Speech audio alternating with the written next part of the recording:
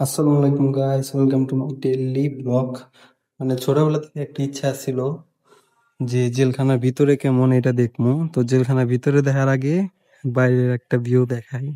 Just wow, আমার কাছে অনেক ভালো লাগছে। তার সাইডে যে কত সুন্দর, এই জায়গাতে তো পানি উঠে গেছে কিন্তু ভিউটা অস্থির।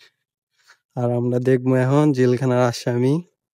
ছোটবেলা থেকে খুব ইচ্ছা ছিল যে জেলখানার ভিতরে কেমন, জেলখানার ভিতরে মানুষ কেমনে থাকে এইসব দেখবো।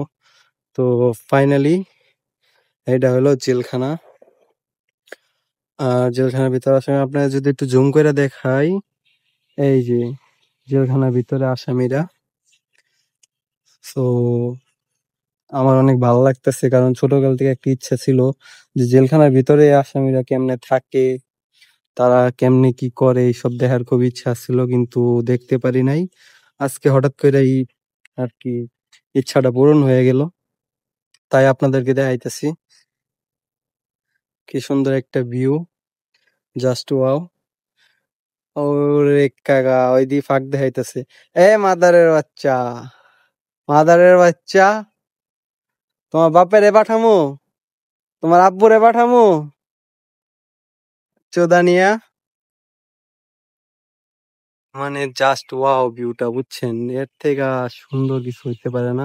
সাইডে এই যে আকাশ টাকাশ আছে, আমার কাছে অনেক ভালো লাগতেছে। এখন ক্যামেরাতে কেমন লাগতেছে তা জানি না, কিন্তু আমার কাছে অনেক ভালো লাগতেছে।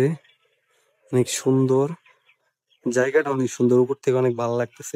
আর এটা হলো মানিকগঞ্জ শহর, পুরাটা মানিকগঞ্জ শহর দেখা যাইতেছে। অস্থির একটা জায়গা, মানে এই ছাদের উপরে দাঁড়ায় পুরা মানিকগঞ্জ শহর আমি দেখতে পাইতেছি।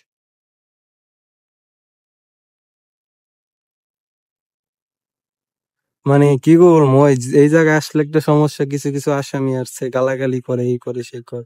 মনটাই চায় আর থুতনার মধ্যে দুইটা দেই, কিন্তু কিচ্ছু করার নাই। এই জায়গা থেকে যাওয়া সম্ভব না, ওর কাছে যাইতে হইলে একটা মার্ডার কইরা তারপর যাইতে হবে। আমি এখন আপনাদের আশেপাশে ভিউ দেখাই, যেটা হইতাছে এমনি মেঘ।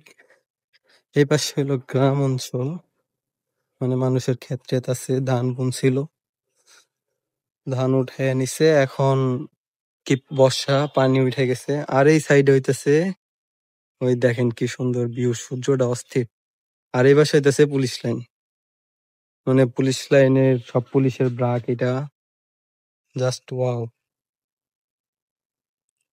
আমার কাছে অনেক ভালো লাগতেছে দেখতে।